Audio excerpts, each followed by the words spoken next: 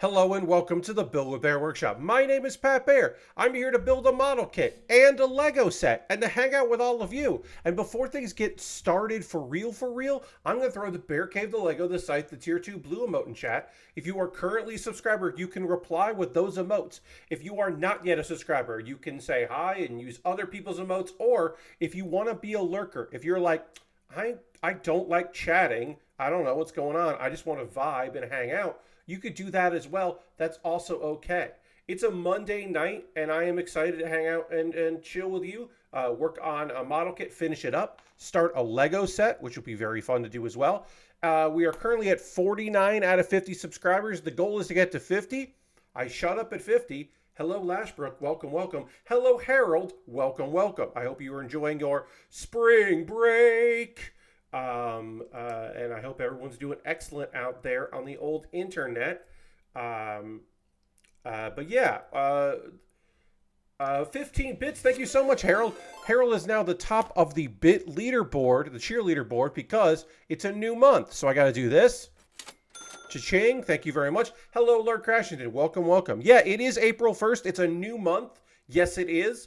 And Lord Crashington, knowing it's a new month, wants to hear the new song, which I will do in just a second.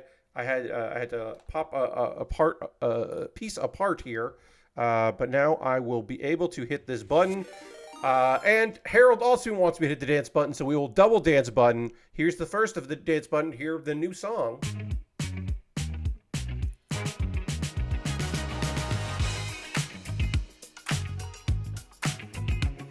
It's another funky number.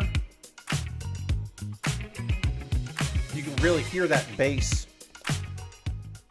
This is the last of the funky numbers that I have, and so I'm going to transition to something else.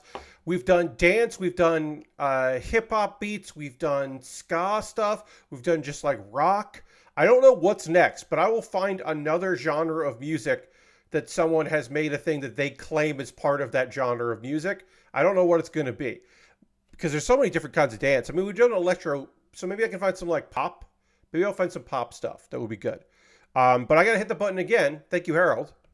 So here what this song is. It's got this intro, and then it's got another intro. It drops down like it's done, and then it's like, we're still building, and then it goes. Yeah, Lashbrook, drum and bass, that might be in there. Business meeting funk, yes.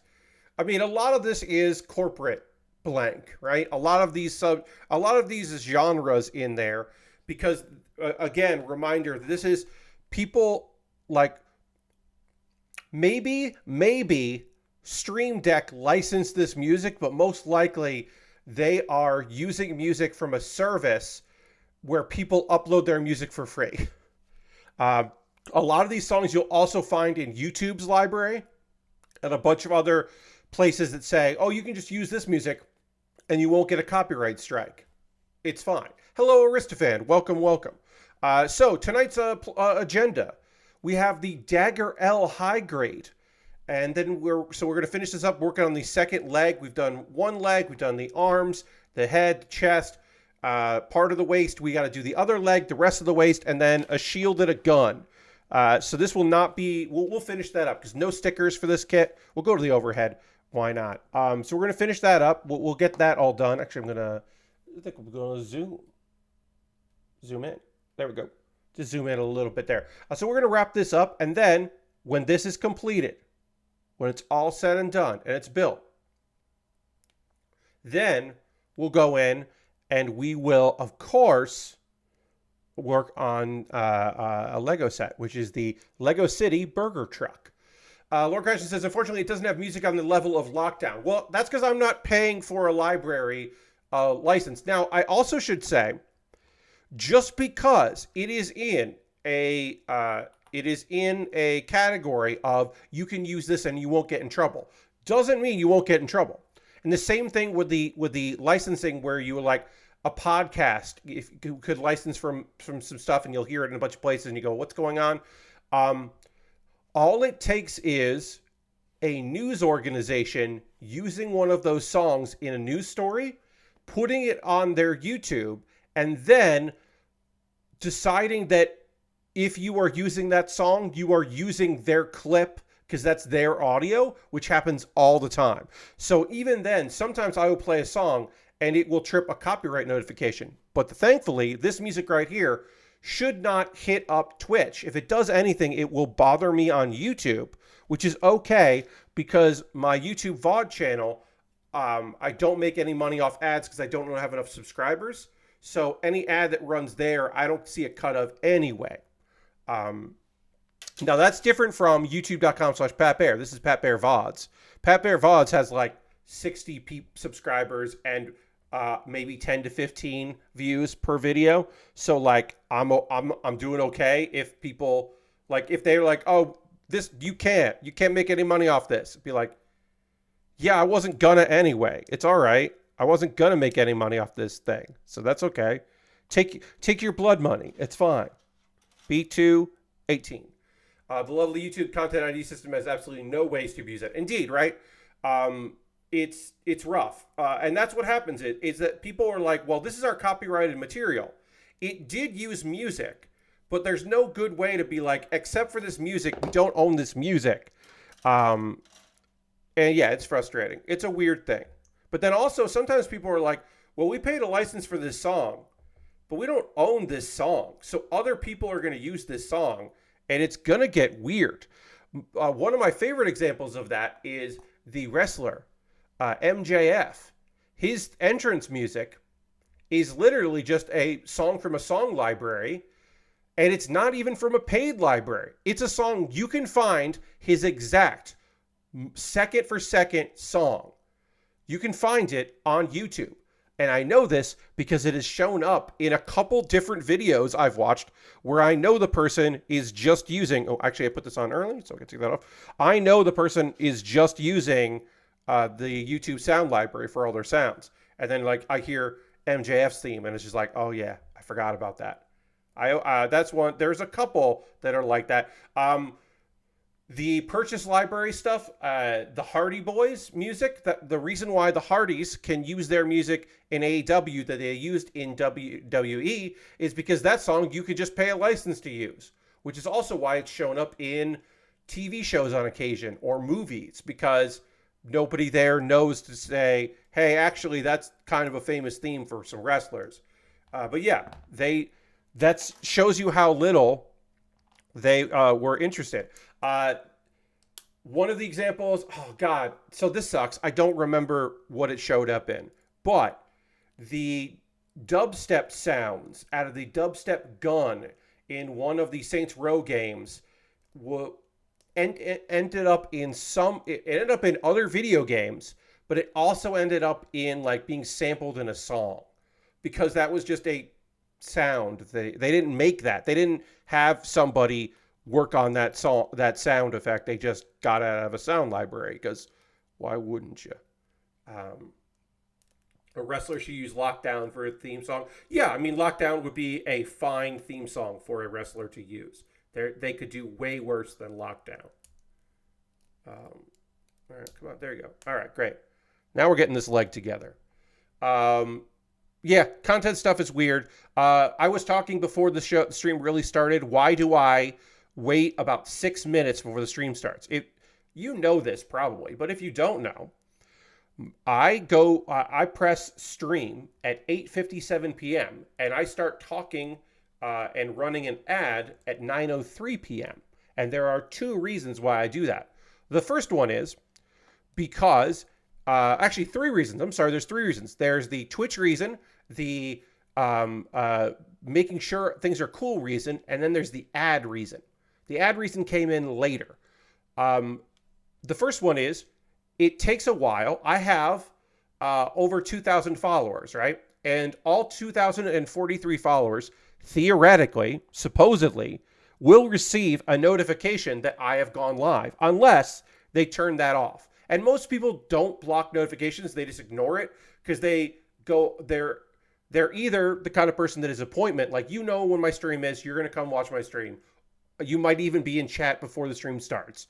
Or you don't care You don't even remember who you follow. You're just on twitch.tv. You're looking in categories. You're seeing what popped up on the main page. Maybe the notification pops up and you're like, oh, yeah. Oh, yeah. Pat, what's Pat doing? Oh, okay. Burger truck. All right, I'll check that out. Like, whatever. Maybe that's the case. So one is it takes a little while for everybody to know what's going on.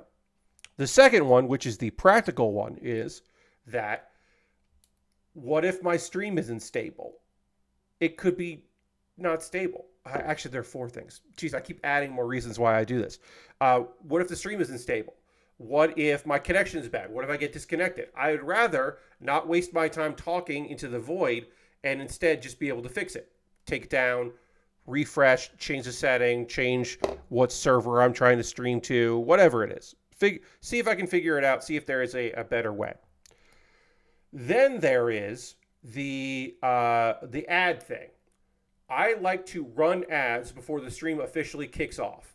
I do that for a couple of reasons. One, if I run an ad in the beginning, then for the first 20 minutes or so of the stream, if I want to run a 1 minute ad for the first 20 minutes of the stream, there's no issue where people see ads. People who are not subscribers don't see ads for the first 20 minutes of the stream. It encourages people who are coming in at the beginning of the stream to check it out, which is where I need numbers, because sometimes there are people out there that see that, oh, this person only has 5 people watching. I'm probably not going to check that out. And, you know, that's not a great reason, but it is a reason. And there is data that suggests that some people are like, I don't want to go and watch a stream that nobody's watching. And I get that, even though most streams are streams that nobody's watching. Also, by running an ad before the stream officially kicks off, it means that we don't have to take an ad break during the stream, which is awesome. You won't see an ad while I'm going. You won't be interrupted by anything, because I know there are plenty of people out there that just want to complain about ads. An ad interrupts. They don't want to pay for turbo. They don't want to subscribe, but they also don't want to see ads. And I understand it. I get it. It's annoying when people complain about ads because it's like, what else? Like, what else do you have that is just 100% totally free forever? Like, I don't know. It's like, oh, well, I use ad blockers, but it doesn't work on this. Okay, figure out the blocker that works for it. I don't know. You know, like, what are we doing here? Like, I get it. I understand. I get it. But it is frustrating when people are like, oh, and there's now another ad. It's like, okay, yeah, you see ads. I don't know. So you don't see ads during my stream when we do that. In order to run a 60-second ad, I have to be streaming for a couple minutes. You can't just go live and immediately hit the ad button. You got to give it a couple minutes. So now I started doing that. And then the final reason, I'll get to what you just wrote there, Laura Crashington. I'll get to that in just a second. The final reason, and the reason that I didn't even think of ahead of time, but is 100% totally a reason why I don't start immediately is nobody's here when it starts immediately. It's just simple as that. This is a stream where generally one or two of you, thank you very much, are here right about 9 o'clock. Maybe you're here 8:58. Most of the time you're coming in at 9. Some people I know come in at like 9:05 because you just know by then I'll have started. And that's okay. And that's understandable. But I don't have the ability to, I currently do not have a bunch of people who are here all the time waiting for me to get going. Like, I don't have a built-in, as soon as I hit the live button, it immediately jumps up to a bunch of numbers, right? I just don't have that. I don't want to stream for nobody. I do want to stream for someone. I do not want to stream for an incredibly tiny audience. And when I say incredibly tiny audience, I mean no audience. If one person is watching me, that's great. If 3 people are watching me, awesome. 9 people. At this very moment, there are 9 people watching the stream right now. We might not hit 20 by the end of it. By the end of it, it won't be the same 9 people. That's okay. That's fine. I know people watch the VODs. I know both on Twitch and on YouTube. I know people come in and out. I know people are like, I don't have the 2 hours, or I got something else going on, or, like whatever. I get it. They'll come in after 10 o'clock. They want to hear about the new anime because we will be talking about new anime tonight. Like, yeah, people got stuff going on. They don't owe me anything. It's awesome that people are here. But yeah, that is the number. Those are the reasons why I don't start immediately and why I run ads at the beginning. Lord Crasher says, if I need to stream for some Twitch drops, I usually look for a small stream to lurk in. Yeah. Also, a small stream, the person is probably focusing on what they're doing and not reading chat, or maybe they're super engaged with chat. Who knows? Sometimes people are super engaged. Sometimes people are not at all. But yeah, I like that. That's a good policy. The nice thing is, if you're watching a streamer who has a small audience, they may be predisposed to know who the streamer is. And you don't have, with a large stream, you have a lot of people who are just like, I'm here for the, most likely, if you tune into a small streamer for a drop, the chat is not just a bunch of people doing like exclamation point drop or exclamation point drops and just only talking about the drops and letting you know that's the only reason they're here for popular streamer. And then you have a bunch of people who are there because they like that streamer, arguing with them or telling them to shut up, and it just becomes a whole fucking thing. You probably get to avoid that. Gio says, hi, I just joined. Build is looking good. Yeah, so this is our second stream of working on the Dagger L. We ran into a little bit of a trouble with this kit in the first stream. There was we just got a big old raid from Not That Will Smith. Thank you so much. Welcome, raiders. Hello, hello, hello. I was just about to talk about this kit, which I will talk about after I introduce myself right here. Hello. Welcome. Will, thank you so much for the raid. A very early stream for Will. That's interesting. I hope everybody had a good time over on Will Smith's channel, doing what have yous. We got to give a shout out to Will. So let me do that. Whoop, what happened here? There you go. There you go. Shout out. Not That Will Smith. Please follow Will. If you are here and you didn't come in on the raid. No problem, Will. We often raid Will. Sometimes we raid Will when we've gone past the 11 o'clock hour, because often at 11 p.m., like 11:15 p.m. Eastern, Will has just started up his streams. So we often raid Will there. If you're coming in from Will's stream, hello and welcome. I'm Pat Baer. I build model kits and Lego sets. I love doing it. It's a thing. 3 times a week, Mondays, Thursdays, Saturdays. We talk about anime. We talk about video games. We talk about wrestling. We talk about stuff going on in the world. We're going to talk shit about April Fool's Day. We all are going to give some shout outs to a couple good April Fools that were out there. There have been a couple. And yeah, hit the follow button if you like model kit building and hanging out. If you're like, why do I know the name Pat Baer? Why do I know this voice? This is a voice that I know, and I don't know why. It might be because you come to Will Smith by way of his days in Whiskey Media and the immediate aftermath of hanging out. You may know Will from those days, and if you know Will from those days, you may know me. I'm Pat Baer. I used to do a lot of stuff at PAX before COVID, and now I don't. And I used to do some stuff with Giant Bomb on occasion. I was a friend of the site. But yeah, so that might be, and you might just go like League Heels or like Improvised Postmortem, or just like you went to a panel once because Jeff Gersman was doing that panel and you're like, I don't know what this is, but Jeff's on it, so I'll go to it. That's me. I'm the guy that did the panel. God, there were so many years where people were just like, after a panel, people would just be like, I didn't know what this was, but like Mary Kish was doing it, so here I am. And I'm just like, yeah, that's, and people were like, I'm sorry. I'm like, no. I invite people to do my panels, one, because I like them. I don't invite people I don't like to be on an hour-long panel with me. And two, I invite people because maybe they'll tell people about it and then an audience will appear. Like the practical side of that. It's like, no, I want people to come. You know, it's like, yeah, what? It's like, I don't know. I don't know what to tell you. Like, I'm trying to entertain people, and I want people to come to it. And it's okay if those people that are coming to it don't know who I am. It's not a prerequisite. It helps, but it's not a prerequisite. Okay, so we were talking about the Dagger L. If you have not seen this kit before, it is from Gundam Seed Destiny. It is a grunt kit, so it's not a Gundam. It's Gunpla, but it's not a Gundam. Harold says, well, that's how I first became aware of you, except it was Ryan, not Jeff on the panel. Yes. Old school friends will know me because Ryan Davis did a panel, and that was weird.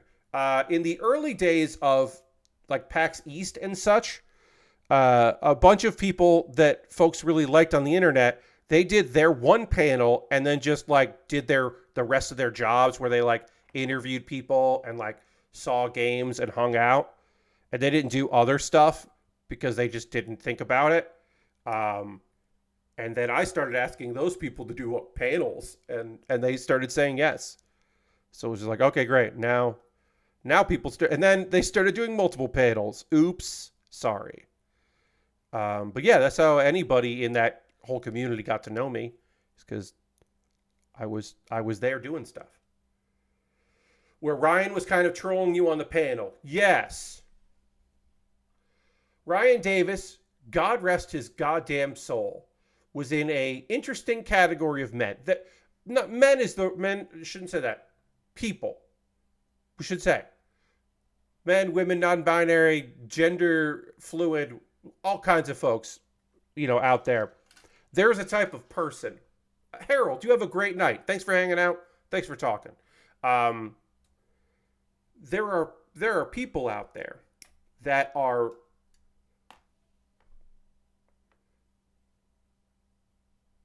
not non-mean trolls. There's no good. They're not being assholes to you. They are the kind of person that tease because they like you. They are stone breakers, but they're not breaking your stones because they hate you. Because if they didn't like you, they wouldn't even associate. They wouldn't talk to you. But how they show love or appreciation or friendship is by being that person. Thank you for the follow, Crimson Chain Creations. Appreciate that. Welcome. Crimson Chain Creations. I think I didn't say your name fully correctly. Ryan Davis. If Ryan Davis liked you, he goofed. He messed. In this particular instance, Ryan didn't read any of my emails about what the panel was. Because who sends emails about a panel? Who knows what a panel, like what you show up and you just kind of wing it. My panels sometimes had homework. And so Ryan just kind of winged it and was like, well, I'm just going to like goof around, and to cover for the fact that he had not done his homework for the panel, which is fine. It was fine. We rolled with it. He kind of just made it like my fault or my problem. Also, as the audience came in, he just found a microphone. There was a podium that was set up next to that they had taken off the stage. And so he just came up to the podium and the microphone and then just started like lightly roasting me and kind of doing crowd work. And then when the panel was over, he was like, Pat, I really thought you were going to cut me off. And I was like, why would I try to cut you off, Ryan? He's like, oh, yeah, it wouldn't have worked. I was like, yeah, that's why I didn't do it. What are you talking about? You think it'd be like, Ryan, you want to come up here so we can talk? No, I'm not going to. Like, maybe for the highest value of comedy, we could have had a rapport where I was trying to goad him to come to the panel. And I was like, I'm not going to do that. You could just tire yourself out, big guy, just to have fun up there. I was like, I'm just going to tell the other people on the panel how the panel works, who also didn't read my emails properly. It's okay.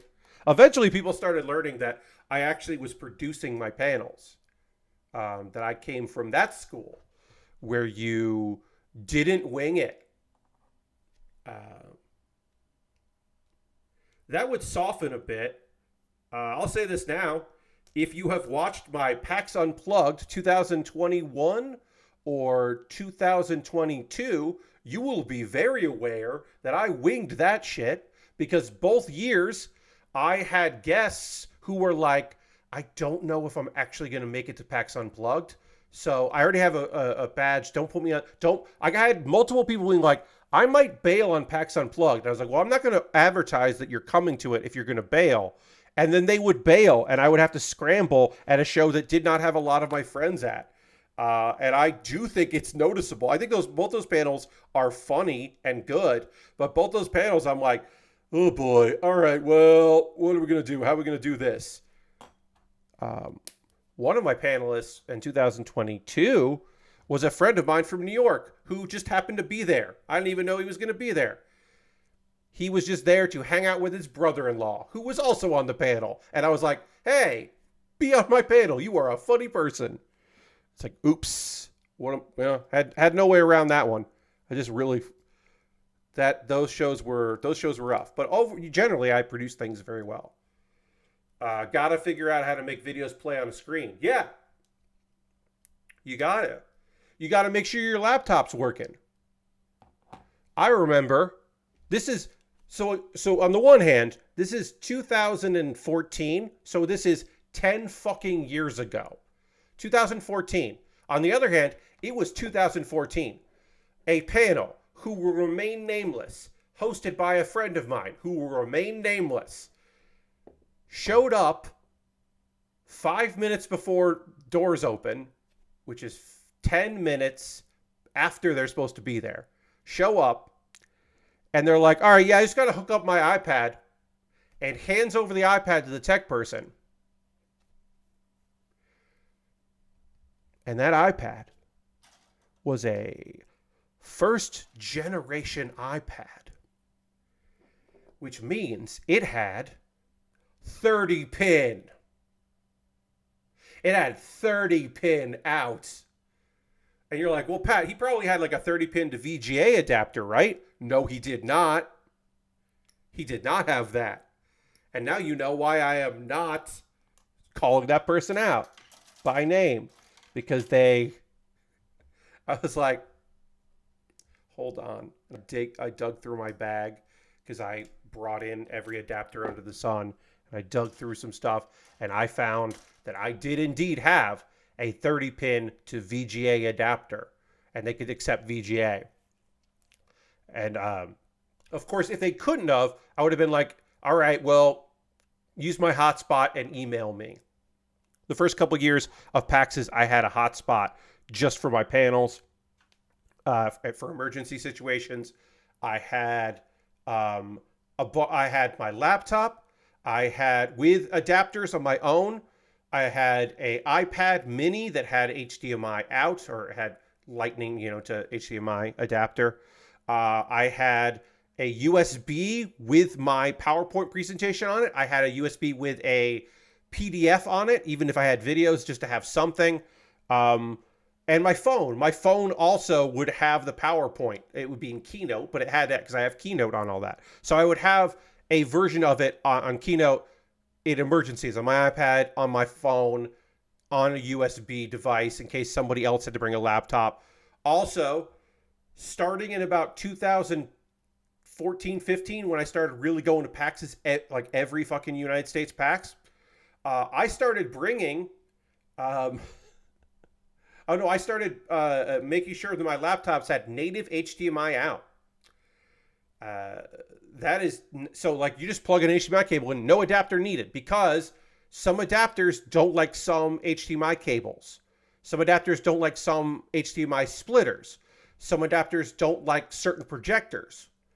Native HDMI seems to work for everything. So I would just start to do that, because that's how it worked out.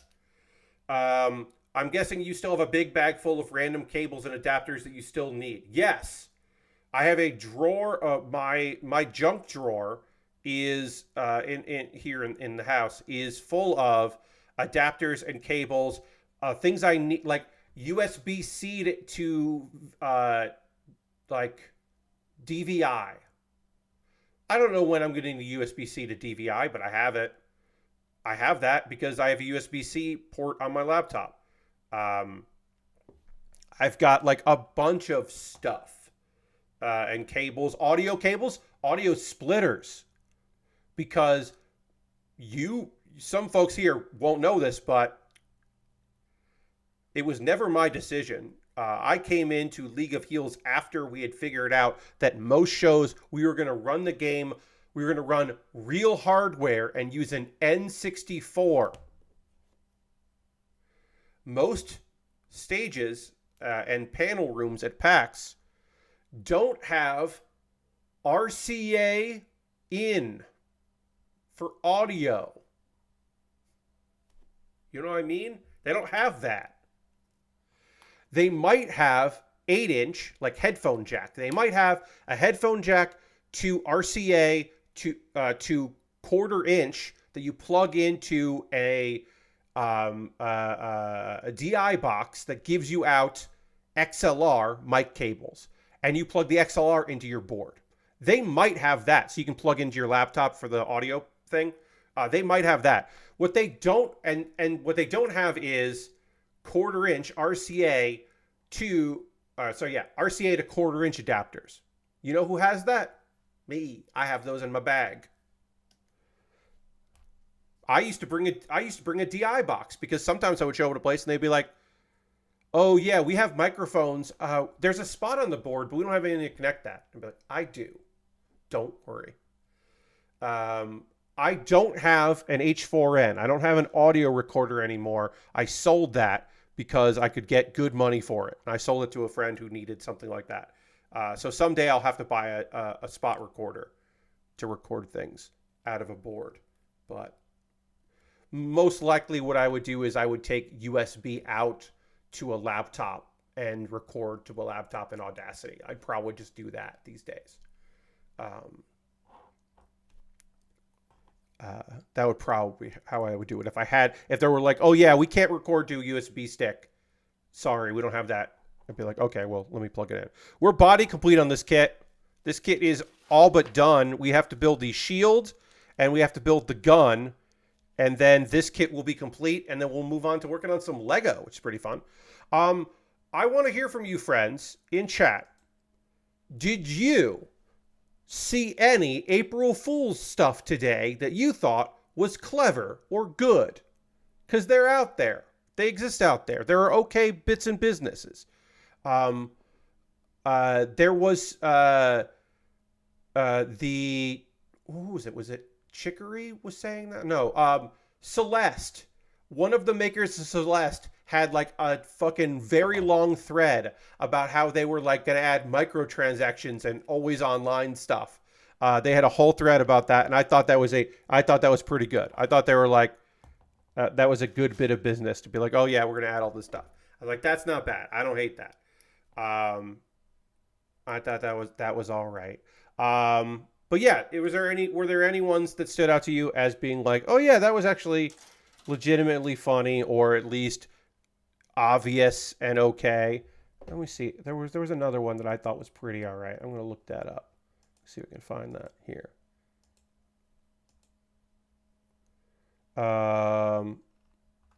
Let's see. I want to check this out here. Oh yeah, the Another Crab's Treasure had their Dark Souls-like mode. I thought that was okay. WWE did a version. WWE Games did a version of the Cody Rhodes cover that was just Cody Rhodes' dog Pharaoh, and I thought that was pretty all right. And then the fine, lovely folks at Drawfee put up an episode today that was in the style of their first videos. They right down to people, like you can hear people talking in the background. Drawfee, if you're unaware, it was drawing with coffee. It was like the coffee break little videos. They were like under 10-minute videos that were originally just on Facebook, and then they started putting them on College Humor's YouTube channel. But Drawfee was just, there wasn't a Drawfee group. It was College Humor and Dorkly worked in the same office, and the illustrators worked on everything. There were Drawfee focus people eventually, and then but mostly it was just like the art people. And Facebook was giving companies money to make short content for Facebook, and also promising that they would, because not everybody got money, but some people got money. Most people just got promises that they would get featured more on Facebook. So College Humor needed short content, and Drawfee was the thing. So they didn't have an office. They were just on the open floor plan. And so they shared a microphone and shared a computer and drew. And it was quick again. It was, a short little thing, and they would take suggestions because they wanted to engage the audience on Facebook. So they were like, leave a comment of a suggestion of what you'd like to see us draw, and we might use it the next one. And the audio was bad, and it was low quality video because it was just being uploaded directly to Facebook. And you could hear people trying to live their lives in the background, trying to do their jobs, have stuff, and it'd have to be like, hey, we're recording. So they recreated that because it's also the 10-year anniversary of Drawfee. So that's a fun thing to tie in their 10 years. They got to make the video like the old days. And there is the lore that built out of it was that Jake Young, who sometimes comes in here as Puppet Jared. Jake Young as his V2 persona, Puppet Jared, will sometimes come in here, and he became like a character in the show because he would correct them. They would say something, and he would be like, it would eat him alive. He had to correct what they'd said, so he eventually ended up doing bits with them because he was just like they would just say something, nerdy that was incorrect, and it would drive him nuts, which I always appreciated from old Jake. And eventually, now they're independent. They're not part of College Humor. College Humor really isn't a thing. They're not part of Dropout. They're just doing their own dang ding-dong thing on their own. And more power to them. But yeah, I thought that was very fun because it was like a nice bit of business. Let's see. Y'all have some stuff to say here. Bandai Namco has a video for the Elden Ring expansion that was just the words Elden Ring expansion. Expanding, that was a good, simple joke. Oh, yeah. Okay, so expanding Elden Ring. Okay, yeah, I like that. That's not bad. Cyberpunk 2077 PC physical copies on 97,619 floppy disks. Okay, yeah, all right. Yeah, you get your floppies. Okay, yeah, that's not bad. Snuffy McGee says Google's April Fool's announcement is that they're deleting mountains of private data that they stored from people's incognito mode over the years. I don't think it's a prank though. Yeah, that doesn't sound like a gag. That sounds like a per the terms of this agreement, we need to disclose that we have been keeping data on incognito. That's what that sounds like. I don't know for sure, but yikes. Hey, here's the thing that's not, weirdly enough, friends. There's a bit of business that wasn't a prank. We had to be clear to tell you this is not a prank, bro. Octodad ran a Kickstarter, their third ever Kickstarter. Octodad threw up in there. I mean, it's Young Horses, right? So they didn't change the name. This is a weird little thing. You know the game Octodad, probably, or you know the game Bugsnax.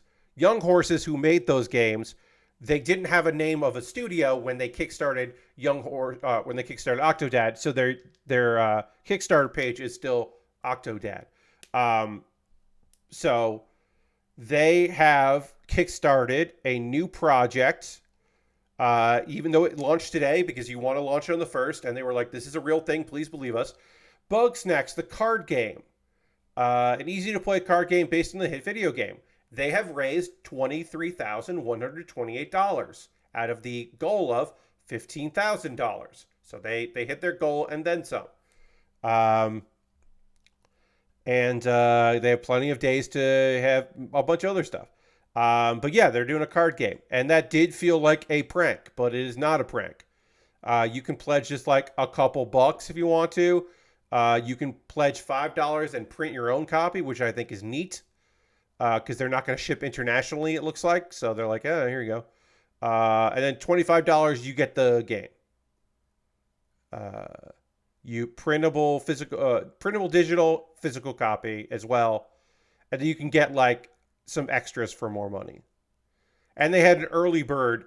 This is very smart. Hey, if you're thinking of running a Kickstarter and you have a limited item or a physical product and you want to like get money fast, you do a small number of early bird, because people will jump on an early bird. If you say, hey, we have an early bird, if you want to get on the ground floor, and then you'll start getting money, then you start taking percentages, then you start being noticed on lists that people follow. Now, this is different than it was 10 years ago, but that's still true that some people do. Like, they're not going to back a thing unless it's like 60% or 75%. Because even though they weren't going to get charged unless it goes, they just like, they want to bet on a sure thing. So there was a $15 for a physical copy tier, and that is apparently gone. That went through. And it's like, yeah. So you're going to save $10 if you got in early.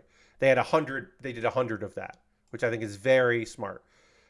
It very much seems like the crew talked to somebody or people that know what they're doing, because there are people that know what they're doing when it comes to Kickstarter. I have some knowledge of Kickstarter, what with me running a couple successful Kickstarters, but those are mostly fundraisers. Those were not launching a product, so I can only give people so much information. I do want to say that one time, somebody who I don't talk to anymore because they suck ass. I did not know they sucked ass at the time, but somebody who sucked ass was getting a bunch of thoughts on a Kickstarter they were launching. And I was like, this looks great. It's very informative. Your risk and challenges page is optimal. I always like to see that. I think that's important to put those things in there. Plenty of photos, some animated GIFs. Video is clear. Audio in the video is very good, because sometimes people fuck that up, and that just people will turn away from that. I was like, this is great. My one thing is, there are too many quotes from successful people about how good you all are at doing things. Like, it feels like, and this is a person that I was friendly with, right? We were friends. So I did say this. I was like, it feels desperate in a way that you aren't. There's no reason for y'all to be this desperate. I should tell you that I can't prove this. I'm 99% sure, so I have a little bit of wiggle room. I'm 99% sure when that Kickstarter went live, they added more quotes. Like, there were quotes they hadn't used, and because I said, seems like there are too many quotes in here, they added more. Now, I might not have been the only one that said, hey, you should cut down these quotes. I also did explicitly say, hey, there's a quote in here from someone that people don't like. You might want to consider not having Randy Pitchford as a quote for your cool project that you're doing. But that advice was not taken. So I've narrowed it down for you that this was a project that someone did that I was associated with at some point and no longer am associated with, and that Randy Pitchford had a quote in their quote section, and I was specifically like, maybe you don't need a Randy Pitchford quote. Who are you trying to bring in with Randy? What are we doing here? So I do know what I'm talking about, but people don't have to listen to me. They should always get a second opinion. But I do have thoughts when it comes to that. The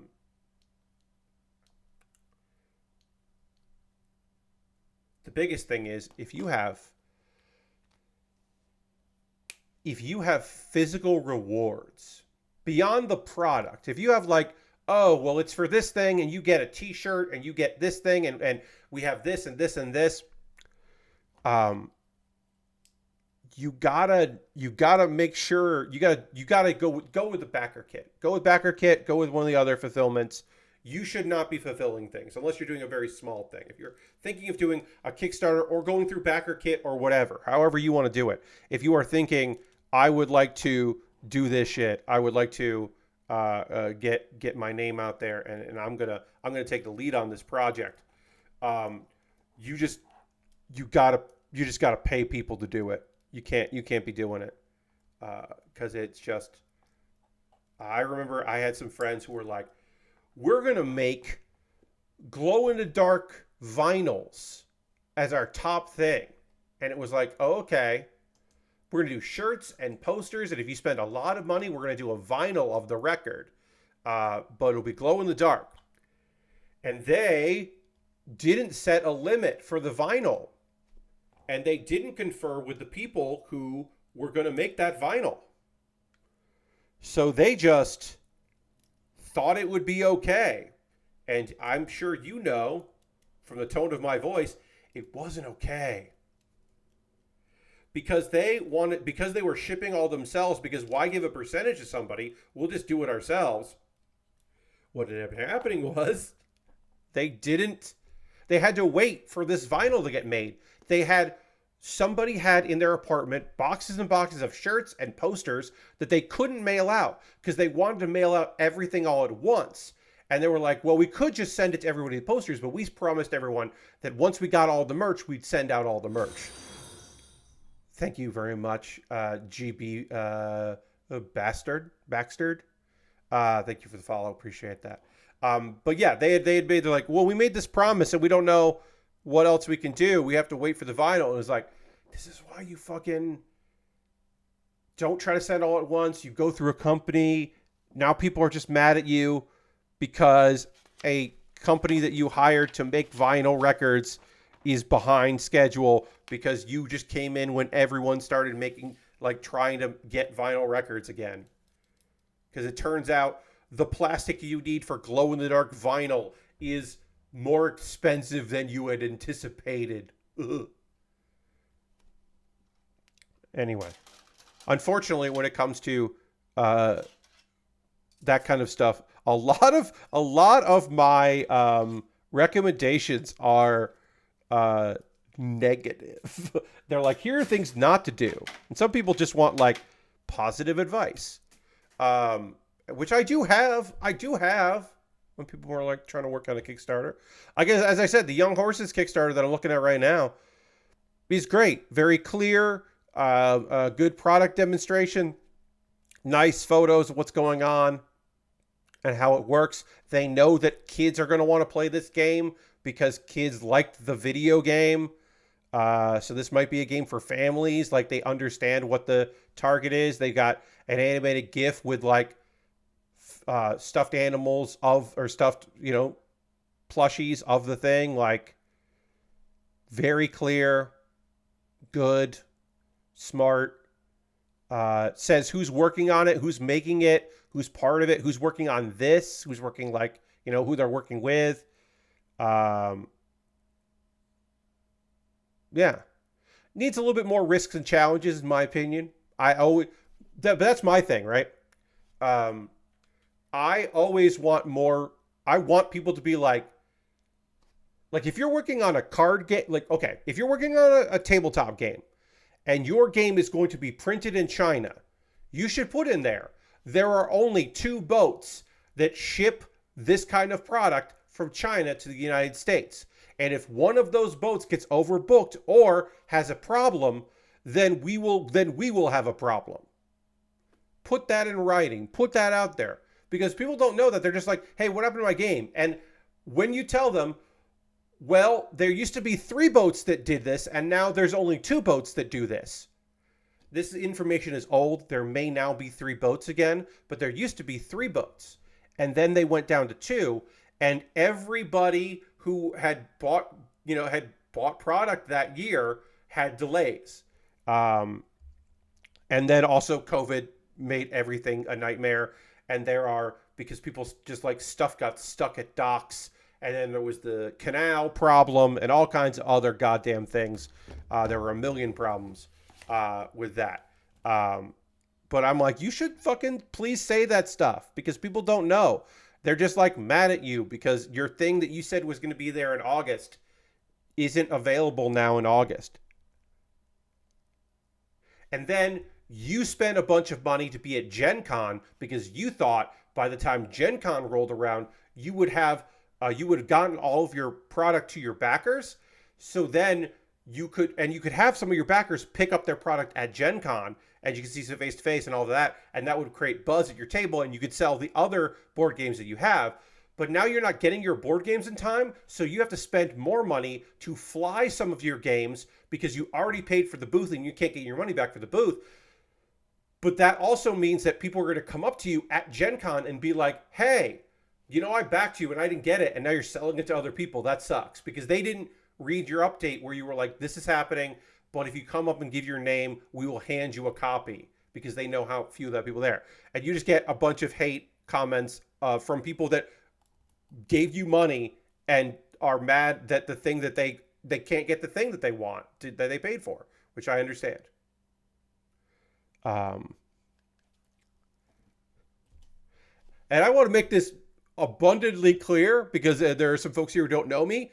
I've never made a tabletop game in my life. I've just worked in that space with people in that space, and I know when people are dealing with stuff. I've also backed some tabletop and card games where that very situation happened, where they were like, hey, we're going to be at this convention because we got a table there. And so we flew in some products, so we have something. We're so sorry. But yes, not promising a lot of nonsense, Lord Crashing. Keeping your shit simple. Yeah, that helps a lot. You got to be specific and simple. That does help a lot if you are going to run a campaign. Oh, also, you need to know how that stuff works.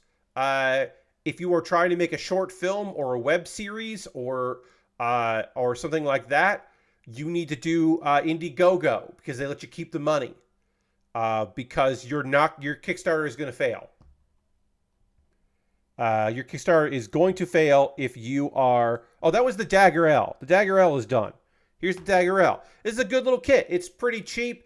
I had a couple parts that were confusing and annoying to me, but overall, very simple build. Looks great. No stickers required. Didn't need the panel lining, but it looks good with the panel lining. I think it's pretty great. But yeah,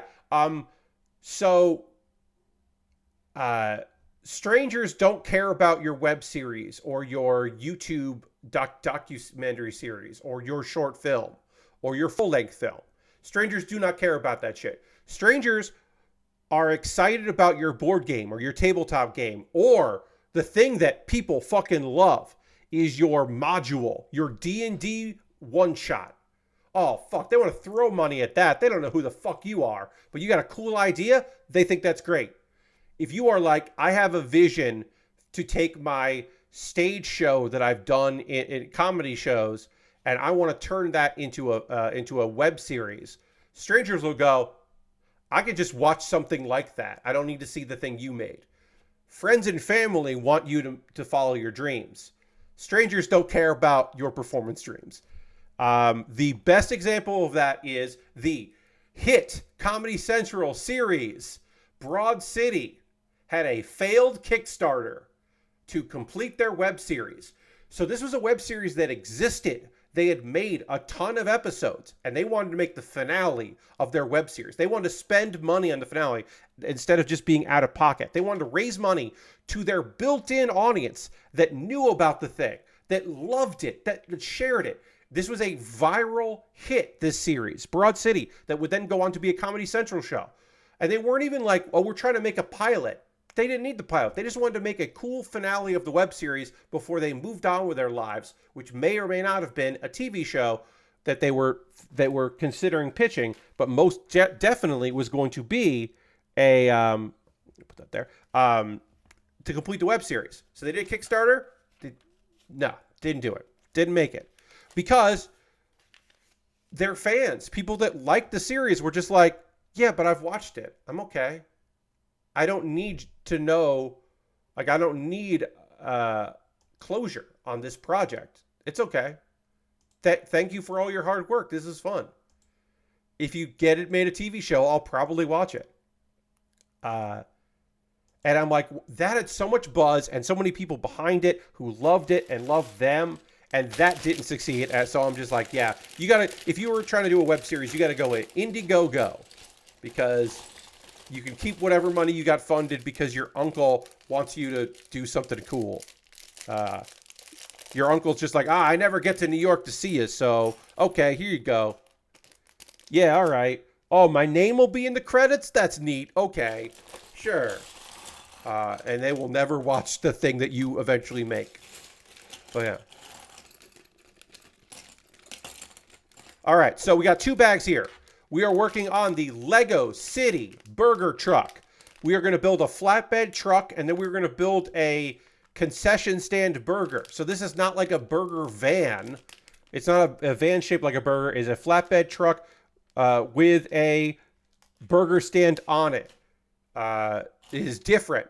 There is a monster burger truck Lego set that I have built in the past, which is incredible. It's very expensive now because they don't make it all, anymore. So I believe it's discontinued. So it's very expensive. But there is a monster truck that is also like a van, and it has a big burger on the top of it. And it has a very long ladder, like a stairs, I should say, because it's a monster truck. I don't believe you know, that's not this. This is a flatbed truck that you can put a stand on, and then I guess take it off at the beach. I don't know. So the first thing we're going to do here is we're going to knoll.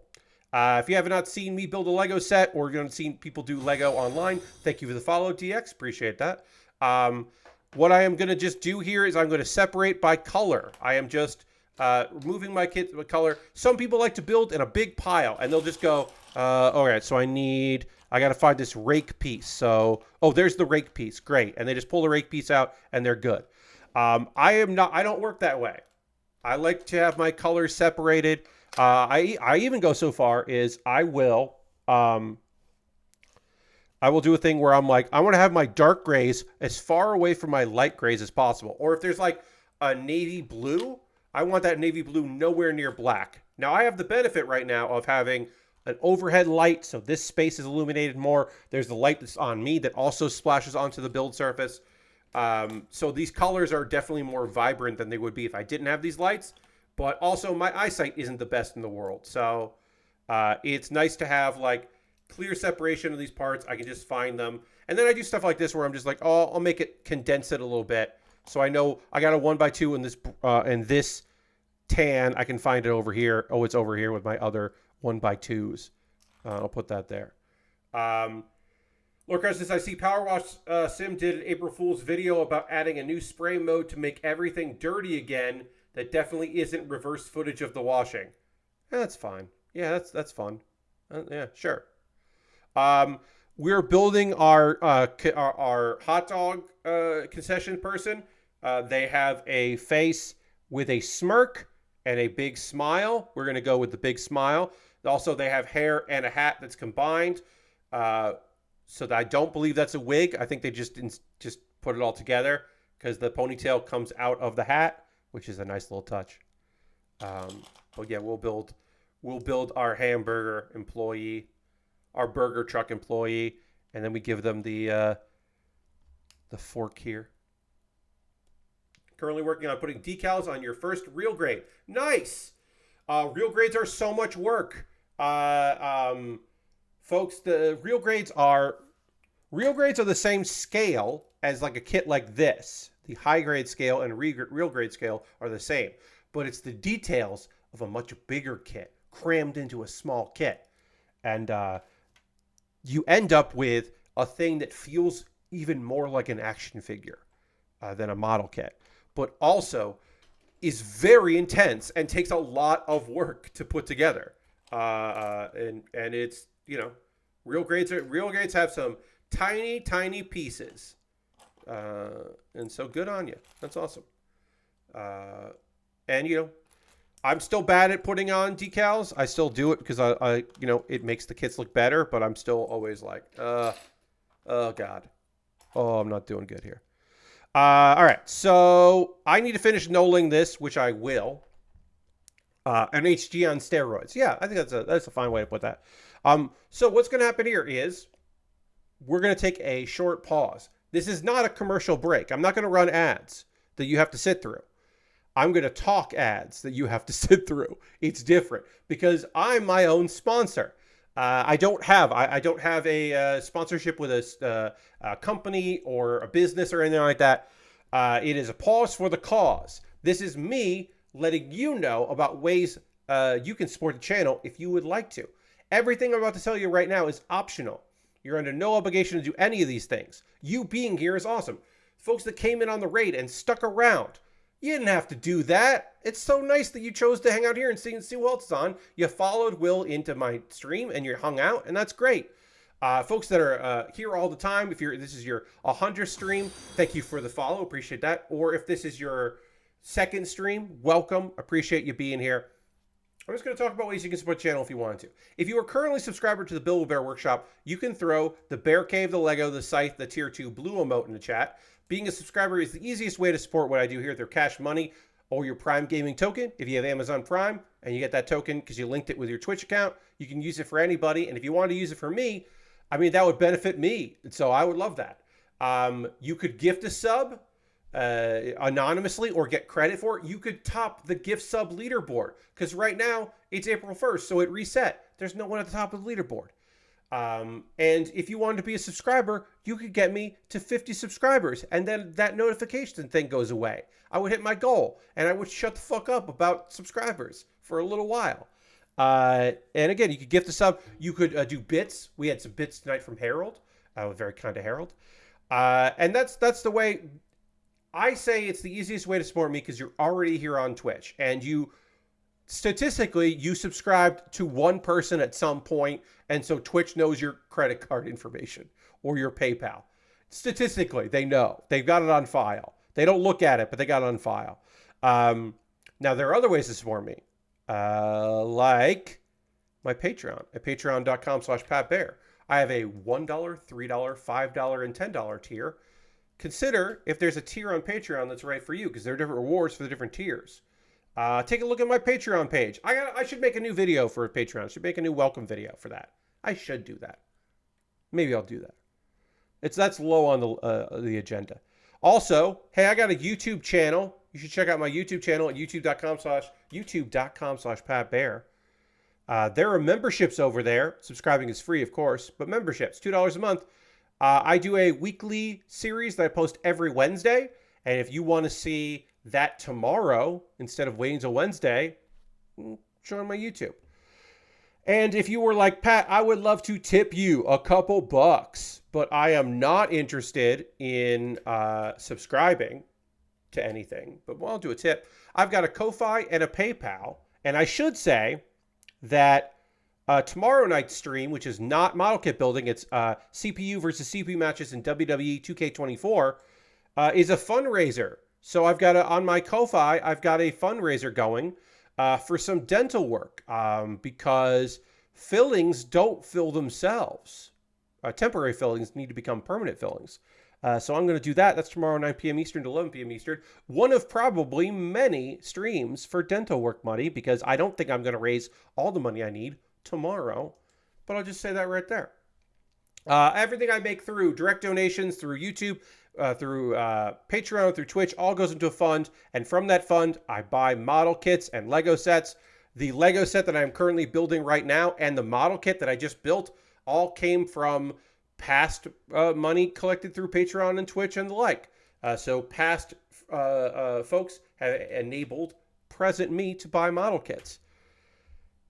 I have a wish list. If you were like, Pat, I'm not going to subscribe, but like, I don't know, it'd be neat if you built like a kit and I got to choose what kit you built.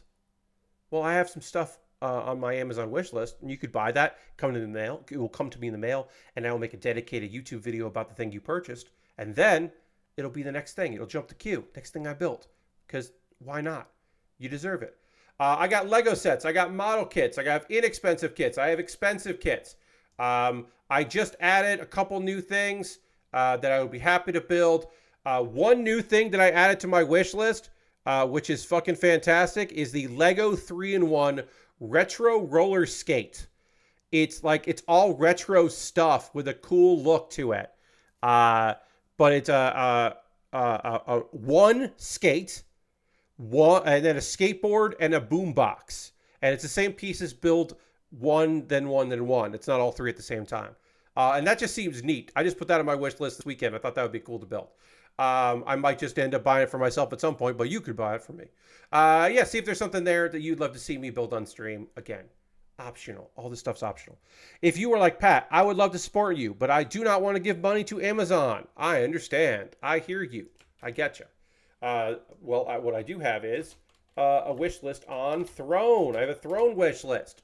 Throne is an alternative wish list provider. They are very, very cool about making sure that the stuff that you buy, that they're protecting you, the people buying stuff, and also protecting the people that are receiving things. Because I use my own name on the internet. I'm Pat Baer. That is not a pseudonym. That's my name. Some creators out there don't want you to know their name. And it's fine that they don't want you to know their name. And so Throne gets that and cares about those people, which is awesome. USA Gundam Store is the most convoluted way to support me because you go to USA Gundam Store, you buy a gift card there. They send you a gift card code in your email. Then you find me on Twitter and send me a DM because my DMs are open, or you whisper me here on Twitch with that gift card code, and then I use that gift card code to buy something from USA Gundam Store. And new people that have not been to stream before, more people have done that than used Throne. More people are like, yeah, I'll buy a gift card, I'll do this convoluted thing. I got to DM you, I got to whisper you on Twitch. Okay, I'll do that. Oh, I'll reach out on Discord or whatever. More people have done that than use my wish list alternative to Amazon. It always makes me laugh. I have a Discord if you want to hang out. I post build photos over there. People post stuff they're working on. Sometimes people post stuff they think would just be neat or promote themselves and their streams. A fine little community I've built over on Discord. I put up a new episode on my YouTube channel called Pat Baer's Anime Club. It was a live recording that I did on stream where I talked about anime for 2.5 fucking hours because it was the end of the winter anime season and we were previewing the start of the spring season, which began basically yesterday. This weekend, we started a new season of anime. And so I talked about all the shows I watched and the shows I didn't watch from last season and why I didn't watch them. And I talked about all the shows I'm excited about this season and the shows I'm not excited about this season. And it's a very long video. And it's one of my favorite streams that I get to do is just talking for over 2 hours about anime.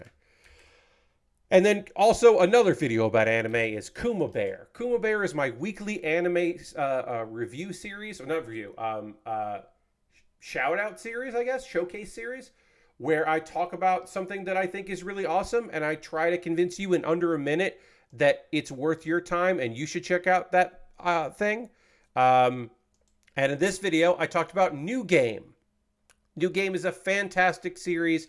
It is a slice of life about ladies working at a small gaming studio in Japan, trying to make the next big RPG and do their fans right and all that, and people entering the workforce and all of the... It's got so many different kinds of nerdy ladies in it. There are so many different nerds in there. There's like the airsoft nerd. There is like a sporty nerd. There is like a lot of them are anime nerds. There's one girl that I don't think she's a nerd at all. She's just like very quiet and very like timid, but she found a place where she can communicate and work. There's so many good girls in that show, and there are multiple of them are very gay, and only a couple of them are like text gay, and a lot of them are just subtext gay. There's a big cat in some of the episodes. New Game, 2 seasons, available on Crunchyroll. You probably can't find the OVA. It's out there if you look hard enough. All right. So, second hour of the stream. Going to work on some Lego here. We're going to finish knolling this. Then we're going to start building. We're going to get stuff together here. I'm going to talk about a manhwa that I've been reading, a South Korean comic that I've been reading. And then we'll talk about some anime that I watched. Because I watched 3 shows that I am not going to continue watching, probably. 2 of them, definitely not. 1 of them, maybe. We'll talk about that. Before we do that, I need to drink some water. I'm desperate for water, and we have to dramatically transition to our overhead camera, and we're going to do that right now.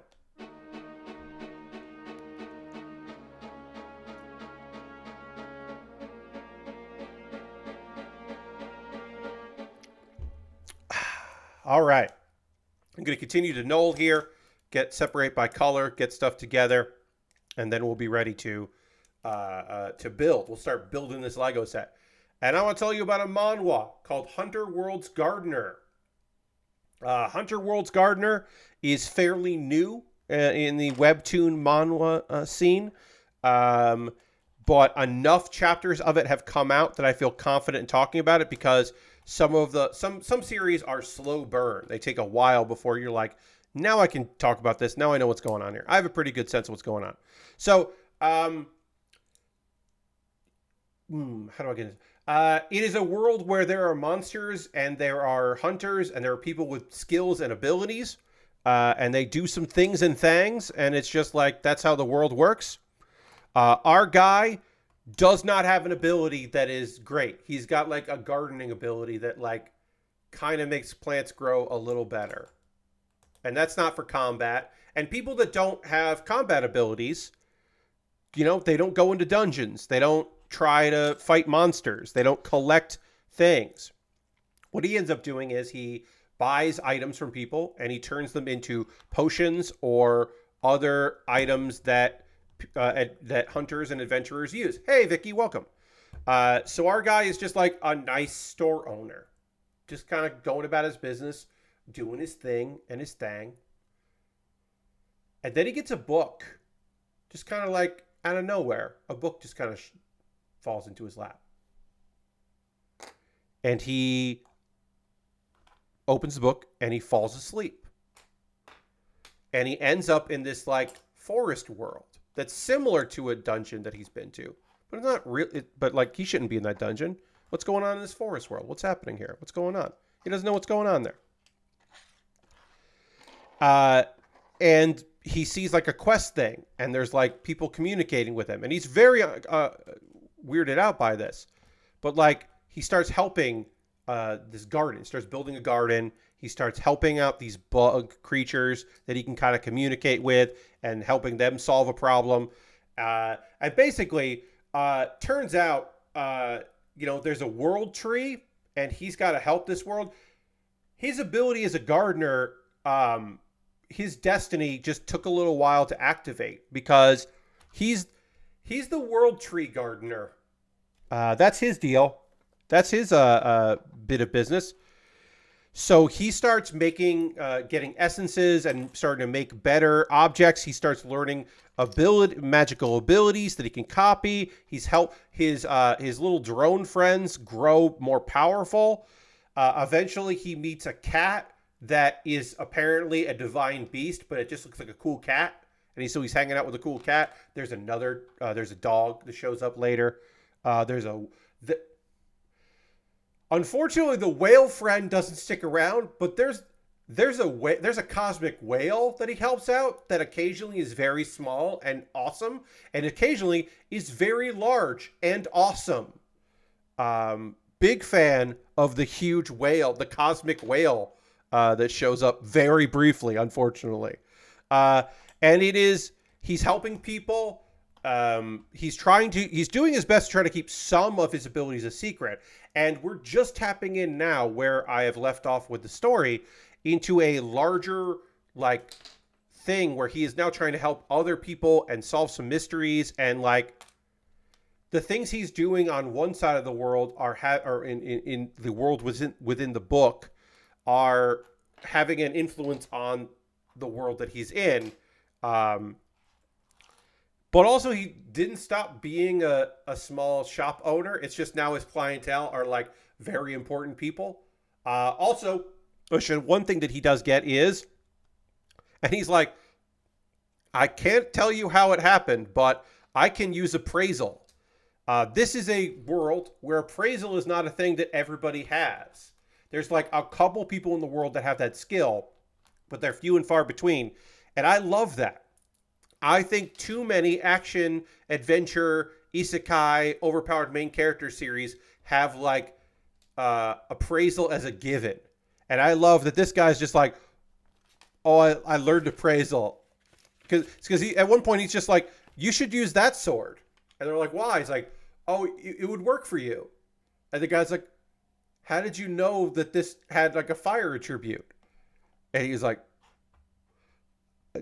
oh, oh shoot, and he's like not good at lying, and it's very fun. It's a cute series. I think if you are interested, if you have like, I think a bit of a knowledge base on that style of manhwa, that style of South Korean comic where there are guilds and there are gates and all that stuff. This show does not, or this series, I should say, does not do an in-depth job of really explaining what's up.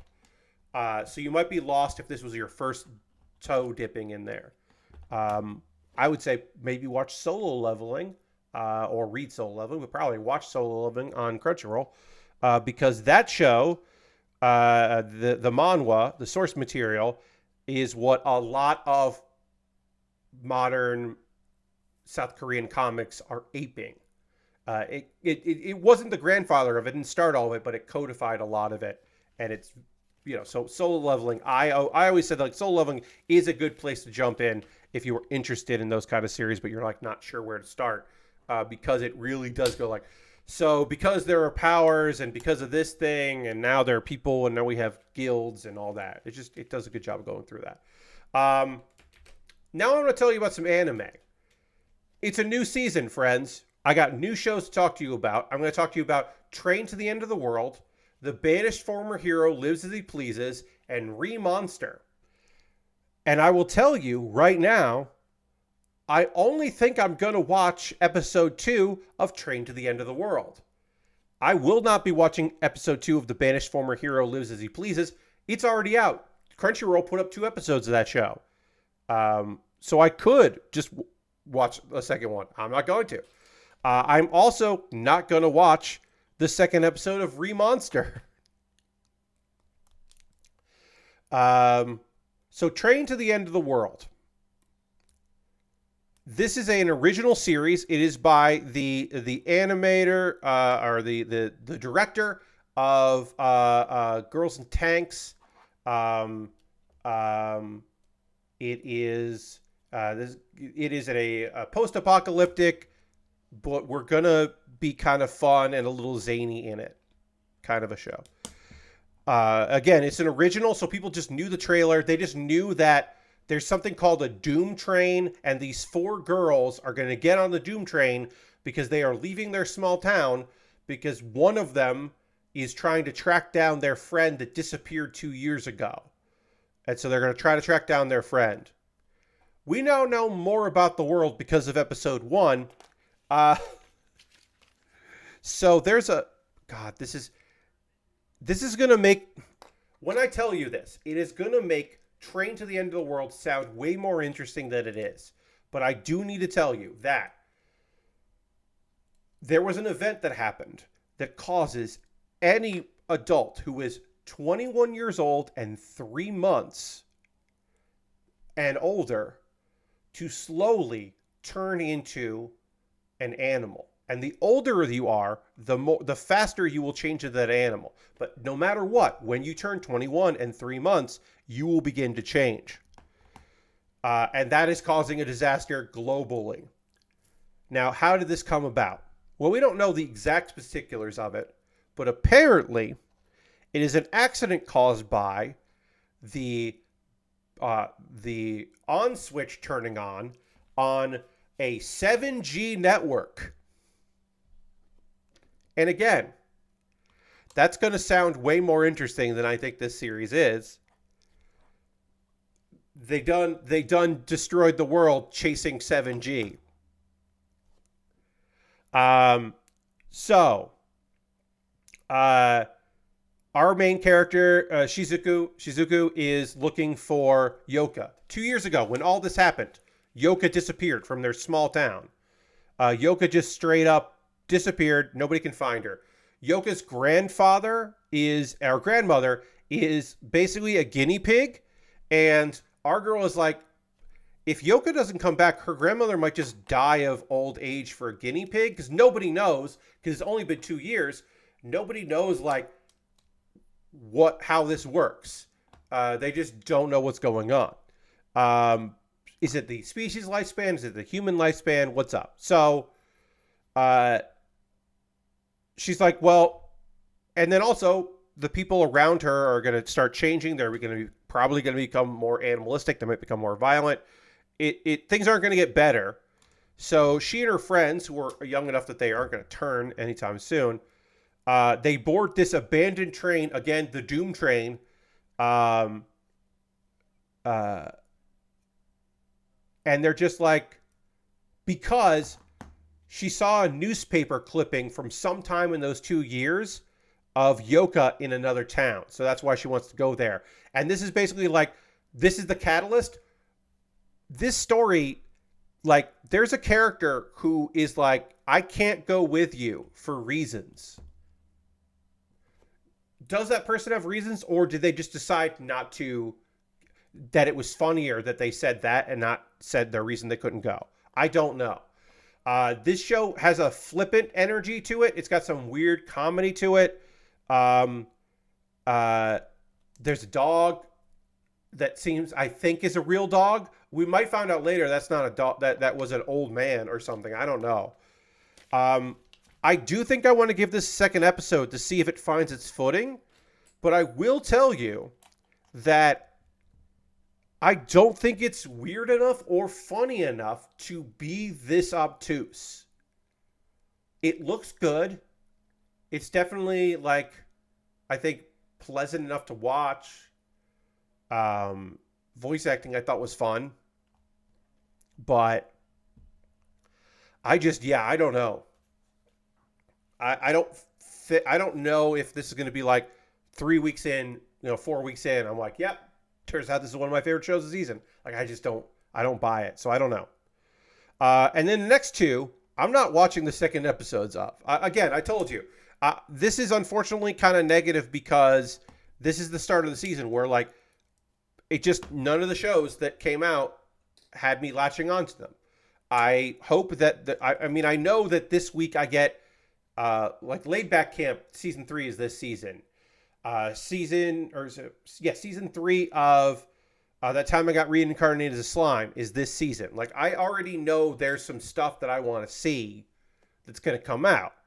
And there's some new stuff that seems interesting, but until I watch it, you never know.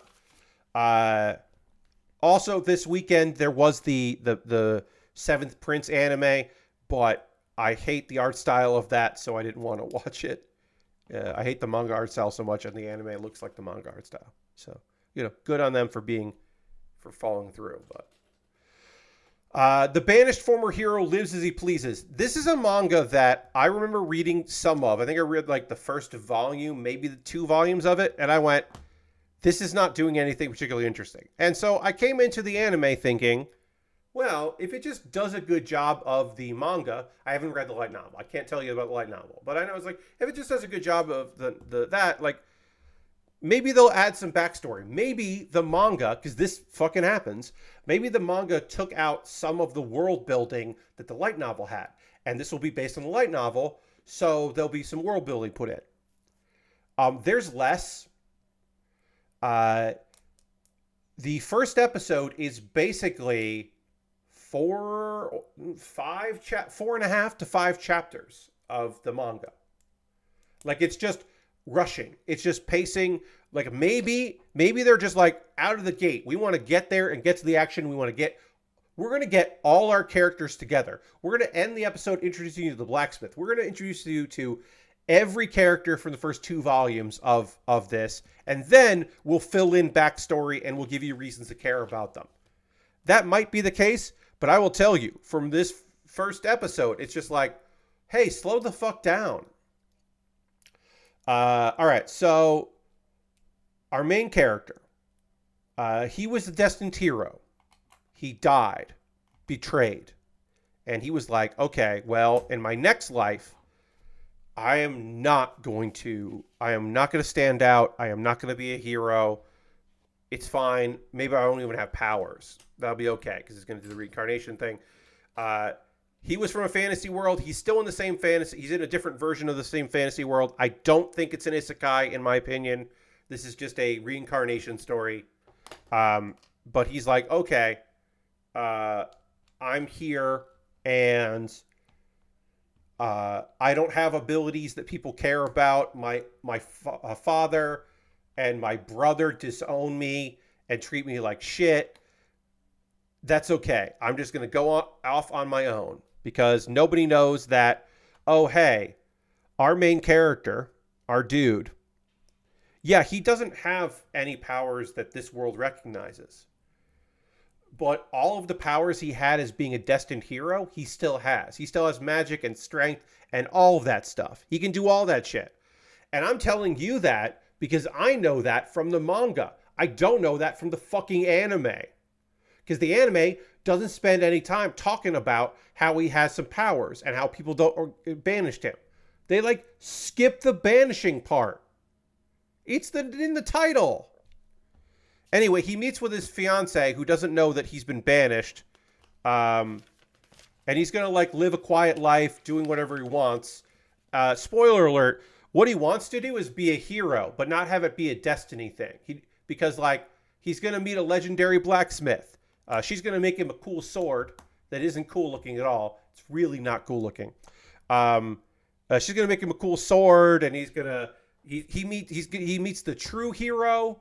And backs her up as she fights a dragon, and they're gonna like figure some stuff out, and it's gonna be great. And like he's gonna spar with the hero because now she has that destiny. He doesn't need to have his destiny, and he can just do whatever he wants, which is help people. Also, the animation is balls. This is one of the worst looking anime I have seen. This reminded me of, does it have CGI monsters that were done by a different studio? 100%. Do characters not feel like they're in the same world and inhabiting the same space? Yes. Does it look like simple animations are being repeated over and over again? Yes. Do sometimes characters talk and their mouths don't move? Yes. All of those things happen in this. I forget who made Banished Hero. Is this part of the Studio Dean making people think that it's bad? I don't want to say this is a Studio Dean if it's not a Studio Dean, because Studio Dean is like adapting like 4 things this season. They're like co-partnering with a bunch of people. So I don't know if that's what this is, but yeah, it's bad. It's really bad. I'm gonna look this up. I'm gonna look this up on the. It is not good bad. It is just a piss poor adaptation that is done very poorly. Oh yeah, this is okay. Yeah, so Studio Dean has like 4 shows out this season. They are partnering with other studios to work on, and this must have no money put into it. I guess people consider this an isekai because he is from a different world. I don't know. I guess it's an isekai, but I guess I'll include it when I do my wrap up of isekais. Anyway, I didn't like it. I thought it was bad. And I watch a lot of these goddamn shows. But it was just a frustrating experience. It was just tough to look at. Ooh, we got to put our flames on. Our flame grill. Ooh, put the flames on. Hell yeah. Our flatbed truck needs flames on the side. Yeah, put those on. And then Remonster. Are they in their Platinum B team era right now? Taking on more projects than they should. So yeah, so like I don't know what their hands-on involvement is. All I know is that like Mappa is one of the best animation studios working today. And they had like 2 really good series last season that almost killed their production staff to make. So a studio that's not that good partnering with a bunch, and every show they're doing, they're partnering with a different studio. And I'm like, this is just a recipe for disaster. Like, this is just like, I like that studio. They have made things that I enjoy. I am very worried. There are 2 things I'm worried about. I am worried about the new studio picking up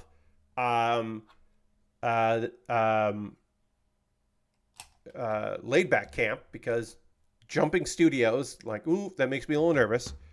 There was a little bit of CGI bullshit in season 2, but not much. It was mostly just Rin rode around, and sometimes her moped was definitely, or her motorcycle was definitely not CG or not digital. Too many partners, yes. Yeah, so it just could be that. And the other thing is that Studio Dean is just going to have a bunch of crap out this season. A studio that I kind of like. But Remonster. I'm not going to watch episode 2 of Remonster because I don't like the manga. And you're saying, well, Pat, if you didn't like the manga, why did you watch episode 1 of Remonster? Well, because sometimes the manga is a bad adaptation of the light novel. That's happened. There have been shows that I was like, oh, I don't like this manga. But then I do like the anime. You can't judge a book by the... You can't judge an anime by the manga if it's based on the light novel. You know what I mean?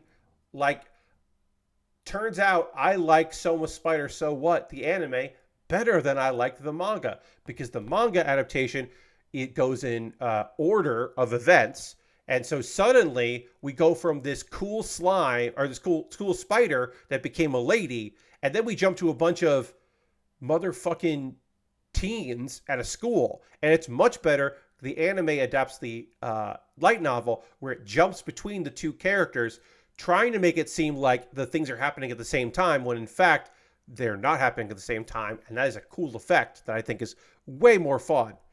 So sometimes it works out. So I was like, let me give Remonster a try.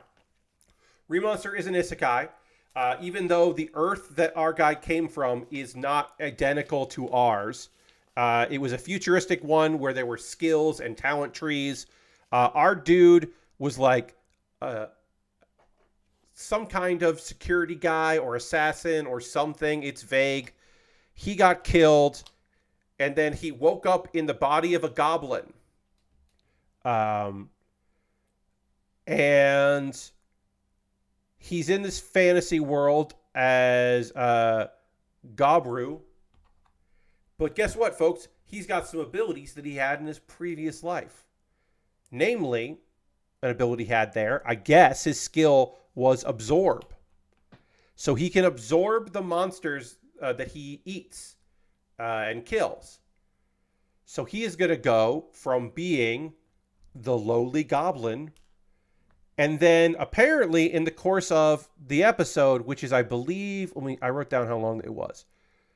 2 weeks, he becomes a hobgoblin. So he's just going to eat and grow and have new allies and beat the shit out of people that try to cross him. And it's like the inverse of Goblin Slayer, but also Goblin Slayer worked really hard. It's like a hardworking dude. And this guy is not working hard. He is just using his cheat skills with no comedy or humor or dedication or conflict. I mean, maybe there'll be conflict in episode 2. He'll run into like a monster he can't easily defeat or whatever. I read the manga of this, and this also is fucking breezing through stuff. Like, how did he learn how to make clothes? I have no idea, but he did. He figured out how to make clothes. And he learns how to make weapons, like old school. He knows old school, like blacksmithing. Did he kill someone that knows how to do that? They didn't show it. He just knows how to do it. There's so much of this where I'm just like, what is this? What is this show? And I do like an look, I like shows, similar shows. I like an overpowered main character. But I told you how breezy it is and how it keeps moving through stuff. The cycle of hunting, eating, looking at his stat sheet to see how it improves and what his new skills are. Eating, or hunting, eating, looking at his stats sheet. Hunting, eating, look at his stat sheet. That happens 4 times because it's a span of 2 weeks.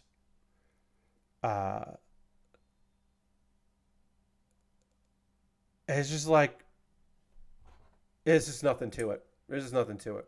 I know some people that really like it because it's edgelordy, because because he doesn't care, and he's like our main character is not a hero. He's an anti-hero. He's just like why does he need to be the strongest monster in the world? Why is that his goal? Why couldn't he just be a goblin that like lives, or a hobgoblin? Like what's his goal from there? I don't know. I don't know where he's going with it. I do know that I did not have a good time with this. That is not to say that you won't have a good time with it. You could. You could have a great time with Remonster. You could have a great time with the banished former hero lives as he pleases.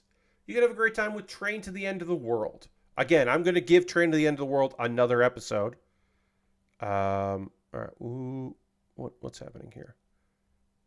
So okay. So, we got to get our Lego going here because, or not Lego, our Lego bricks going here because I have missed something here. I did something wrong. I not only missed a step, it looks like. Yes, I did miss a step, and also I put on 2 pieces incorrectly, apparently. So we now have to undo our stuff. We do have our brick separator here, so we can fix our mistake. But because I missed a step, I put these on wrong, and so now I gotta put these on right. So that should come up. Yep, that came up. And then this has to go back here. This goes on here. This needs to slip over there. And now I need to get this piece up. We're going to try to do it from the side. Oh, no, doesn't want to come from the side. Maybe I need to take this up. No, that doesn't want to come up either. All right, let's see. Can try to wedge it up instead. Yeah, there we go. That was enough? Was that enough? Yes, now it goes up. Great. But yeah, that's the anime I checked out. As I said, maybe one of those shows I am going to watch in the future, but yeah, unfortunately they just didn't hit me in any way. I would like to see episode 2 now that we got through like why are these girls on this bus. Maybe it just becomes really interesting. Maybe the world opens up and there's more going on in it and that I could get into, sink my teeth into. So maybe I'm definitely going to give Train to the End of the World a second episode, but I don't think the other shows I will. And then I will find other stuff to watch. Now is the part of the stream where I want to hear from you, friends. What are you watching right now? Are you checking out new shows for the anime season? You playing any video games? Did you go to the movies over the weekend? Did you celebrate Easter or just go to somebody's house and have some food? What's going on with you? What do you got going on? The usual for me, I'm still playing Hearthstone. I have a new deck that I have been enjoying, that I've been having a pretty good time with. I have been focusing my efforts right now on... I have a new version of a dragon deck that I'm really enjoying in Priest. There's a Priest Paladin deck that I'm really liking right now. It is an OTK Priest Paladin because there is a new Paladin new Paladin legendary that allows you to, if you have played, I think it's like 5 dragons, you can take a second turn. You can take an extra turn. And so you play dragons, play that card, and then you end your turn, and then you do the old topsy-turvy trick of making that card very big because you don't need to have rush or anything, and then you just go and hit them in the face. And it is a pretty fun deck. So I have been doing that. I've got that because I wasn't going to keep that legendary, but I managed to get that legendary. Mjohn's here. Mjohn wants me to hit the dance button. For those that came in from Will's raid, one of my channel points, things that you can do is have me hit the dance button, and then I will play a new song every month. I change it, and it is some song that I can play and I won't get demonetized for, and then I'll dance a little bit. And here's that song. And the build keeps going, and then boom, it's time to dance a little bit. We'll dance a little bit, and we'll enjoy ourselves with a little bit of dancing. Yeah, and this song will not get me demonetized on YouTube or a DMCA takedown notice here on Twitch. Hooray! Yeah, it's got a little build, and then it drops down and gets a little funky. It's a fun little number. I have almost out of songs in genres. I talked about this at the beginning of the stream, how I'm almost out of genres to play. But yeah, I want to hear from you friends here watching the stream. If you're getting into anything, watching anything, playing anything. Wristfan says, I continue with Unicorn Overlord and Dragon's Dogma 2. I've been trying out Demon Hunter deck in Hearthstone. Yeah, nice. Demon Hunter is a class that I just haven't been able to find something that I really like in, but I hope it goes great for you. I heard that Unicorn Overlord sold some fucking copies. They're moving some units of that, and that's great. That's a good little bit of news. I didn't tell you, across their publishing units worldwide, Ubisoft laid off some people. It's under 100. I think it's under 50, apparently. Unfortunately, we cannot go a stream without talking about some kind of layoffs, and that was that. It was small. It was focused on their publishing arms. It's still frustrating because also Ubisoft laid off a ton of people in 2023, and the fact that they had to do additional layoffs here in April is a shame and a bummer that happened. And again, worldwide situation for them, for studio-wise. Moonjohn says, I'm completely in between games and movies and shows at the minute. Finished Unicorn Overlord, and that will probably be my game of the year. Hell yeah. I'm glad you liked it. That's awesome. That's great to hear. My game of the year is probably Helldivers 2. Helldivers 2 is definitely the best game I've played this year. I have not played a ton of games, and I probably won't play a ton. I probably won't play a ton of different games. I will play a ton of hours in a small amount of games, but fucking Helldivers 2 is my game to play with friends of mine, and that has been a joyful experience and a great experience to play that game with a bunch of like-minded goofs in my multiplayer crew. My multiplayer crew who is interested in that Marvel game that definitely looks like Overwatch, but isn't Overwatch. They're definitely interested in that because we used to play a lot of Overwatch 1. But now some reports of how that game was coming together makes me think maybe that isn't going to turn out great. I don't know. We'll see. Damn, John, 55 hours. Hot damn. That's a lot of hours, my friend.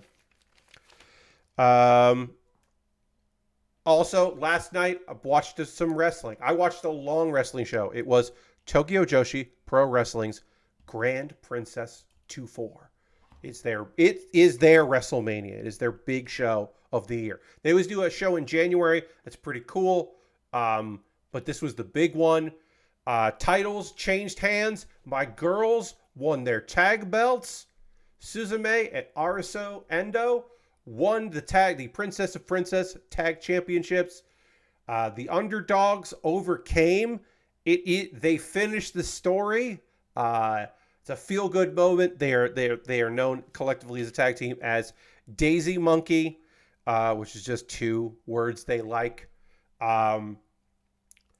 They are like just, they're a younger generation. It is a generational shift in moving the belts to them. The main event saw Miyu defeat Miyu. Miyu Watanabe defeated Miyu Yamashita. And that was fantastic. That was a excellent match. That is definitely Miyu versus Miyu was my match of the year so far. Because it just fucking killer. It's so good. But yeah, a bit of a changing of the guard.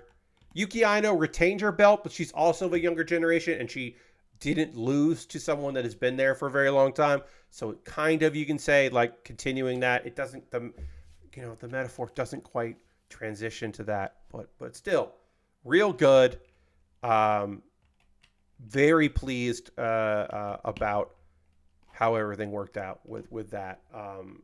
Just a really great show, top to bottom.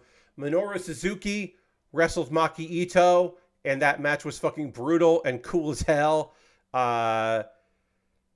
Emi Sakura made her Tokyo Joshi Pro Wrestling debut, tag teaming with Chris Brooks of DDT and Baku Gaijin fame. And they wrestled against Yuka Sakazaki and Mizuki. Yuka Sakazaki, who graduated in December from Tokyo Joshi Pro Wrestling.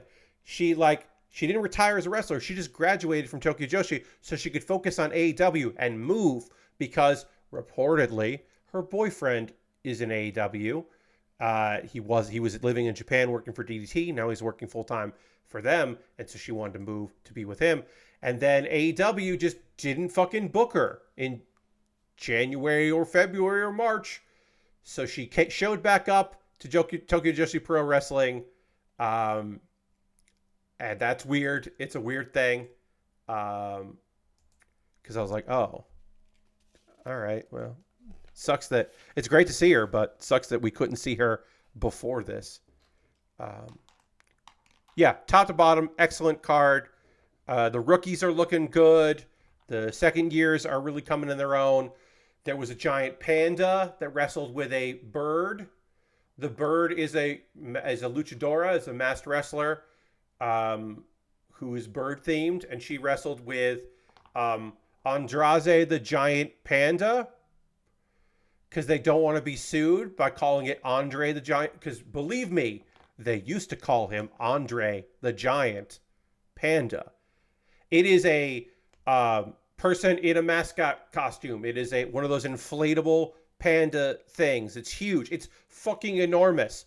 To get in and out of the ring is a nightmare, where it has to turn off the fan and get smaller to then squish under the ring and then stand up and then inflate again. It is bizarre and wonderful. It's stupid and I love it. Unbelievably nonsense. But that is some good shit. There was some good shit. Oh God. Aja Kong tagged with Max the Impaler. And usually they wrestle each other, but in this time they tag teamed and it fucking whipped ass. Max did the forehead paint like Aja Kong. Aja Kong came out with a custom. Usually Aja comes out with a cool vinyl jacket, but this time the vinyl jacket had a hood with horns on it and it wasn't vinyl. It was canvas to represent Max and to show respect. It was two monsters. Fucking whipped ass. It's cool as hell. And they fought two goofs. They fought the big kaiju and the neighborhood superhero. It was very funny to have these complete nonsense goofy girls. A retired idol had her first wrestling match, which was fun. That was a silly bit of business from AKB48, who kind of Amy, who kind of became famous when clips of the ultimate rock paper scissors, all these idols played this rock paper scissors tournament that had incredible. You should try to find it if you didn't see these viral videos when they were around. There was this whole fucking thing where they had incredible production, where there were lights and music and sound effects and commentators, and it was just idols playing this aggressive rock paper scissors. She was in that and kind of went viral for that. But yeah, she had done some goofy wrestling stuff that was more on the comedic side, and then just decided that she wanted to wrestle an actual match, and that was kind of neat. And good stuff. Some good goofs out there. All right, let's see. That is the end of our truck. Our truck has been built. We got our person here on the truck. So on Thursday, for Thursday's stream, we are going to build the burger shack that goes on the truck. We got to build this. And we got a customer with a burger that seems too big. That's too big of a burger. We got to put the big burger. We got to build the customer. We got to build the shack that goes on the truck that has the little door on the back, which I like. So we'll get all that done. Lord Crashington, thank you for the heads up that Mary is not streaming. Yes, I did know that, but I appreciate the heads up because we got a raid. We had that big raid from Will, which was so kind of him. It was so fucking rad. So we need to keep the party going. We need to raid. That is how we end every stream. As John says, we always end with a raid. So we're going to find someone who's doing some cool shit out there, and we're going to go give them some love because that's the least we can do since we received love. Who should we raid? Okay. Well, someone who has a lot of people watching them is doing a thing. Let's see how long have they been streaming. I like to see how long people have been going. They've only been streaming for 2 hours. We are going to go raid my buddy Ben. We never get to raid Ben Wheeler because Ben usually streams during the day. But Ben is playing Elden Ring. And I hope that Ben is not finishing up after 2 hours because that seems like light for him. So we're going to go give Benjamin Wheeler a raid. We're going to go hang out with Ben. Again, Ben is playing Elden Ring. And so I hope you come along on this raid. I hope you will come back on Thursday for more model kit building. On Tuesday, reminder tomorrow, CPU versus CPU matches in WWE 2K24. It's a fundraising stream. If you donate $10 or more, you can suggest a wrestler, a CPU that I can use, a match type, both. Help me pay for dental stuff that is long overdue. Thanks all for hanging out. That's tomorrow night. You'll hear more about me on social media. Thanks for hitting the follow button. Thanks for hanging out during the raid. Appreciate you. Goodbye, everybody. Goodbye, goodbye, goodbye, goodbye, goodbye, goodbye.